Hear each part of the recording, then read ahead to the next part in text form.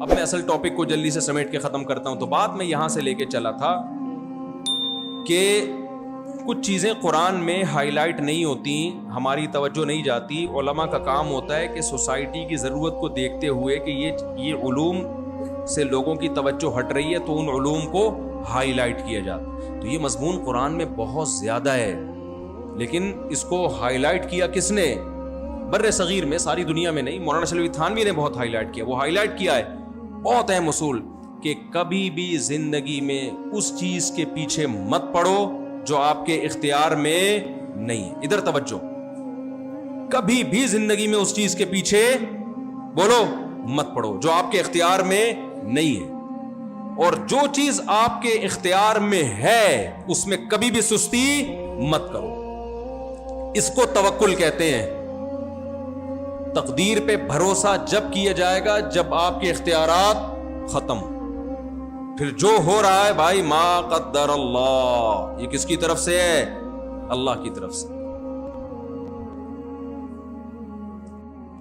تو اب دیکھو, ایک ایتھیسٹ ہے, اس کا ایک کلپ میری نظر سے گزرا. اس سے کسی نے پوچھا آپ خدا کو کیوں نہیں مانتے؟ اس نے کہا یہ عجیب لوگ ہیں مسلمان, اوپر سے کوئی بندہ گر گیا اور ٹانگ نہیں ٹوٹی تو کہتے ہیں اللہ نے بچا لیا. کہتے ہیں گرایا کس نے تھا؟ وہ بھی تو اللہ نے گرایا تھا نا. یعنی اس کا مطلب یہ تھا کہ مسلمان بے وقوف ہیں, گرا جب اللہ رہا ہے تو بچانے کی نسبت اللہ کی طرف کر دیتے ہیں, تو گرایا بھی تو اللہ نے تھا نا. تو مطلب یہ کہ میں ایسے اللہ کو نہیں مانتا. بھائی کون کہتا ہے کہ گرایا اللہ نے نہیں ہے؟ گرایا بھی کس نے ہے؟ اللہ نے. بچانے کی نسبت اللہ کی طرف اس لیے ہوتی ہے کہ بیسیوں لوگ گرتے ہیں اور ان کی ٹانگیں ٹوٹتی ہیں. یہ گرا ہے جو نیچرل ہے گرنا, لیکن اللہ نے اس کی ٹانگ ٹوٹنے سے اس کو بچا لیا. ہمارا یہ عقیدہ ہے گراتا بھی, شر کا خالق بھی اللہ ہے اور خیر کا خالق بھی اللہ ہے, لیکن اللہ کی طرف اچھائی کی نسبت کی جائے گی کیونکہ اللہ کے ذمے بچانا تھا نہیں. آپ کہہ سکتے ہو کیسے بچایا, وہ تو اس اینگل سے گرا تھا کہ اس اینگل سے ہڈی ٹوٹتی نہیں ہے. بھائی اسباب اور اللہ کے ارادوں میں ٹکراؤ نہیں ہے. جب کسی کو موت دینی ہوتی ہے تو گاڑی آگے ٹکر مارتی ہے اس کو. دیکھو زید نے بکر کو قتل کیا, مقتول کو مارا کس نے؟ زید نے بھی مارا, لیکن نسبت کس کی طرف ہوگی؟ بولتے کیوں نہیں؟ اللہ کی طرف ہوگی. اللہ نے اس کو موت دی ہے. سوال پیدا ہو جب اللہ نے موت دی ہے تو زید سے قصاص کیوں لیا جا رہا ہے؟ اس کا جواب یہ ہے کہ زید کو پتا تھا کہ اس وقت اس نے مرنا ہے. زید کو تھوڑی پتا تھا اس وقت اس کی موت کا وقت آ گیا ہے. کل مجھ سے کسی نے پوچھا کہ ایک آدمی کسی کو قتل کرتا ہے تو ہم جب قاتل سے بدلہ لیتے ہیں تو قاتل کہتا ہے کہ اس کی موت اس وقت لکھی ہوئی تھی کہ نہیں لکھی ہوئی تھی. ہم جواب میں کہیں گے ہاں لکھی ہوئی تھی. وہ کہے گا پھر لکھی ہوئی تھی تو مجھے کیوں بدلہ لے رہے ہو؟ میں نے کہا آپ اس کو گولی مار دو اور بولے تیری بھی اس وقت لکھی ہوئی تھی. جس دلیل سے زید نے بکر کو قتل کیا ہے یہ کہہ کے کہ لکھی ہوئی ہوگی تو مرے گا, اسی دلیل سے ہم کس کو قتل کر رہے ہیں؟ حقیقت تو یہ کہ اللہ کے علم میں تو پہلے سے ہے کہ یہ اس کی موت لکھی ہوئی ہے, لیکن کمبخت تجھے کس نے بتایا تھا کہ لکھی ہوئی ہے؟ تو انسان کے اپنے ارادے کی وجہ سے پکڑ ہوتی ہے کہ تم تو سوچ سمجھ کے مار رہے ہو نا, تمہیں تھوڑی پتا تھا کہ اس نے مرنا ہے کہ زندہ ہونا ہے. تو ہر شخص نے اپنے ٹائم پہ ہی مرنا ہے, لیکن اس کی موت کچھ لوگوں کی کامیابی کا ذریعہ بنے گی, کچھ لوگوں کی ناکامی. جو دنیا میں ہو رہا ہے وہ پہلے سے طے شدہ ہے, لیکن یہ ہونے والا عمل کسی کو جنت کے قریب لے کے جا رہا ہے اور کسی کو جہنم کے قریب لے کے جا رہا ہے. اور یہ جو ایتھیسٹ لوگوں کے اعتراضات ہیں نا, ان کے اعتراضات میں سے ہر اعتراض کا جواب نہ دیا کریں. ہمیشہ باطل لوگوں کے اعتراض کا جواب دینے کے بجائے ان پہ اعتراض کیا کریں. دیکھو مجھے ایک بات بتاؤ, ایک آدمی ہیروئن پی رہا ہے, صبح شام کیا کرتا ہے؟ وہ سٹا لگاتا ہے, ہیروئن پی رہا ہے, اور آپ کو آ کے تانا دینا شروع کر دے سگریٹ کا کہ تمہیں شرم نہیں آتی, سگریٹ کا دھوئیں سے تم سوسائٹی کے ماحول کو خراب کر رہے ہو. تو آپ اگر بے وقوف ہوگے تو آپ اس کو عذر پیش کرنا شروع کر دو کہ ایکچولی سگریٹ سے یہ ہوتا ہے پھیپھڑے صاف ہوتے ہیں یا میں ریلیکس ہو جاتا ہوں وغیرہ وغیرہ. آپ اس سے کہو گے تم پہ تو یہ سوال بنتا ہی نہیں ہے کیونکہ تم کیا پیتے ہو؟ ہیروئن. تم پر تو یہ اعتراض بولو بنتا ہی نہیں. اگر میں سگریٹ پی کے بے عقلی کا کام کر رہا ہوں نا، تو کم بخت تم ہیروئن پی کے پرلے درجے کی حماقت کا کام کر رہے ہو. اس کو تو پہلے ایکسپلین کرو. اگر وہ مان لے کہ میں احمق ہوں پھر اس کا جواب دو آپ. اور اگر وہ نہیں مانتا کہ میں احمق نہیں ہوں پھر جواب دینے کی ضرورت، کیونکہ احمقوں کے سے کبھی بھی دنیا میں نہیں الجھا جاتا. تو ایتھیسٹ جتنے بھی اسلام پہ یا اللہ کے وجود پہ اعتراض کرتے ہیں نا، آپ ان سے الٹا سوال پوچھا کرو، ان کے جواب نہ دیا کرو.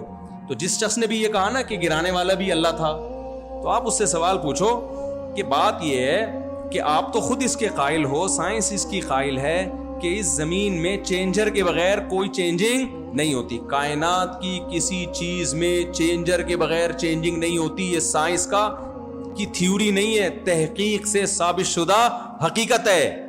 یہ پنکھا اگر اس کو پاور دے کے گھمایا نہ جائے نا، کھربوں سال تک کم بخت رکا ہی رہے گا، یہ ہلے گا نہیں اپنی جگہ سے. نہیں آئی میرا خیال ہے بات؟ تو یہ پنکھا خود سے بن سکتا ہے؟ جو پنکھا خود سے ہل نہیں سکتا وہ پنکھا خود سے بن سکتا ہے؟ جو کائنات ہل نہیں سکتی ہلانے والی طاقت کے بغیر، وہ پوری خود بخود آٹومیٹکلی بن کیسے سکتی ہے؟ نہیں آئی میرا خیال ہے بات؟ ان سے بولو پہلے اس سوال کا جواب دو بھائی، پھر ہم بتائیں گے اوپر سے اللہ نے گرایا ہے یا کس نے گرایا ہے. یہ محلے والوں نے گرایا اس کو، پتنگ اڑاتے ہوئے گرا تھا یا کیلے کے چھلکے پہ پاؤں آیا تھا اس کا، کیسے پھسلا تھا؟ تم جو حماقت کی بات کرتے ہو نا، یہ کائنات خود بخود ہے. یہ اتنا بڑا لطیفہ ہے جس پہ کچھ لطیفوں پہ ہنسی آتی ہے، لیکن کچھ لطیفے اتنے خطرناک ہوتے ہیں رونا آ جاتا ہے انسان کو اس پہ. تو یہ وہ لطیفہ ہے جس پہ ہمیں تمہاری حماقت پہ رونا آ رہا ہے. تم جن سائنسدانوں کو مانتے ہو وہ کہتے ہیں کہ چینجر کے بغیر چینجنگ بولو نا نہیں ہوتی. چینجنگ زیادہ مشکل عمل ہے، یہ کریشن کا عمل زیادہ مشکل ہے. تو کریشن کیسے ہو گئی یار کریٹر کے بغیر؟ فوراً ایک پرانا گھسا پٹا سوال لے کر آتے ہیں کہ پھر خدا کو کس نے بنایا. تو بھائی سائنس کا یہ جو اصول ہے نا، چینجر کے بغیر چینجنگ ممکن ہے، خدا کے بارے میں نہیں ہے. یہ کس کے بارے میں ہے؟ اس کائنات کے بارے میں. کائنات خود سے نہیں بن سکتی، اس کو کسی نے بنایا ہے. اب جس نے بنایا وہ کائنات سے ہٹ کر ہے، تو اس پہ تو فزکس اور کیمسٹری کے لاز لاگو ہی نہیں ہوتے، تو عقل سے بالاتر ہے. تو یہ اتنی بڑی حماقت ہے نا کہ آپ خود مانتے بھی ہو تبھی تو سارے کام خود کرتے ہو.